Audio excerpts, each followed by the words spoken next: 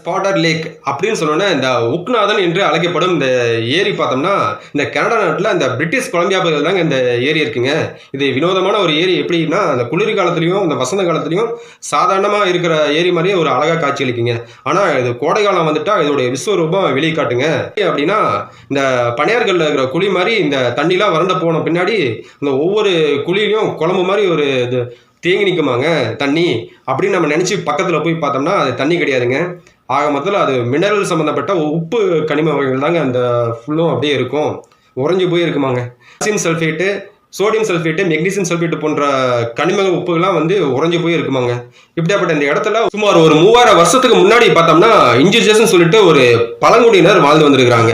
இவங்க வந்து உணவுக்காக என்ன பண்ணிக்கிறாங்கன்னா அங்கே இருக்கிற அந்த காட்டு எருமைகள், அதுக்கப்புறம் இந்த மலையாடுகள்லாம் வந்து வேட்டையாடி இங்கே வந்திருக்கிறாங்க.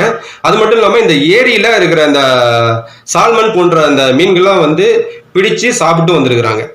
அதுக்கப்புறம் அந்த 2ஆம் உலகப் போர் ஒன்று வந்துச்சுங்க. அதில் பார்த்தோம்னா இந்த கனிம பொருள்லாம் வெட்டி எடுத்து இதில் மூலமாக ஒரு வெடிப்பொருட்களை தயாரிக்கணும் அப்படின்னு சொல்லிட்டு முடிவு பண்ணி வெடிப்பொருட்களும் தயாரிச்சிருக்கிறாங்க. இப்படியாப்பட்ட ஒரு வினோதமான ஒரு இடம் இந்த கனடா நாட்டில் மிகப்பெரிய ஒரு அடையாளமாக காணப்படுதுங்க. இப்படி வினோதமான ஒரு முறையில் அந்த காணப்படும் இந்த ஏரியை பார்க்கறதுக்கு இங்கே யாரும் வரக்கூடாது, இது தடை செய்யப்பட்ட பகுதி அப்படின்னு சொல்லிட்டு அந்நாட்டு அரசாங்கம் அறிவிச்சிருந்தாங்க.